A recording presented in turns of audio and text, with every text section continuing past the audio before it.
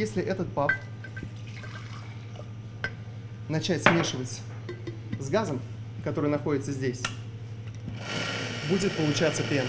А после эта пена вымоет тяжелую нефть, отделив ее от породы. Все реагенты экологичны и биоразлагаемы. Если раньше их закупали в Америке и Европе, то теперь делают в Татарстане. Это одна из главных задач научного центра при КФУ. Наши реагенты уже доказали свою эффективность в стране. К примеру, на Аганском месторождении удалось увеличить нефтеотдачу более чем на 1000 тонн.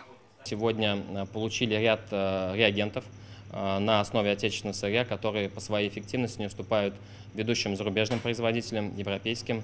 И, в принципе, мы сейчас уже выходим на стадию их пилотного испытания на реальных объектах. В этой установке мы и моделируем, мы пытаемся имитировать эти условия, которые нам приходится иметь дело. Это тоже наша разработка. По словам специалистов, одинаковых месторождений нет. Под землей разное давление и температура. Какой реагент и где будет эффективнее, теперь можно узнать, не выезжая на скважину. Такие технологии, которые мы разрабатываем, чтобы они были более эффективны и успешны, мы должны сначала смоделировать эти условия здесь у себя в лаборатории и происследовать все возможные пути развития. Еще одна задача – разработка гигантских нефтяных месторождений. Помогает искусственный интеллект. Специальная программа покажет, осталась ли нефть между скважинами. Раньше программное обеспечение было американским и канадским, теперь свое. Гигантские месторождения у нас в России, они сосредоточены в Татарстане, в Башкирии и в Западной Сибири, да?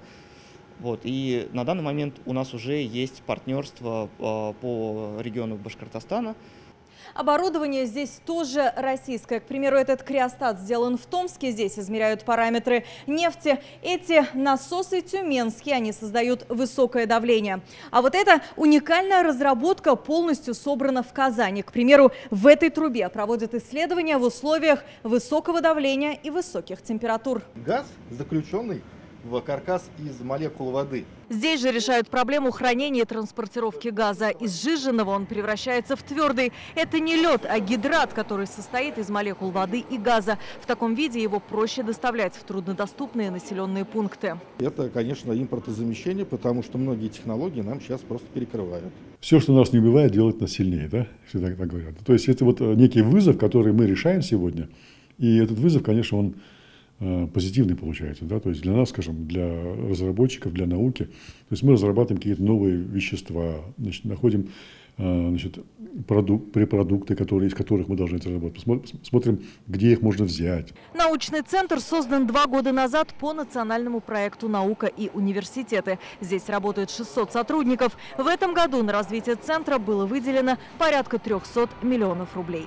Алия Хайрудинова, Данил Филатов, ТНВ, Казань. Закажи рекламу на ТНВ. Телефон в Казани 5 705 100.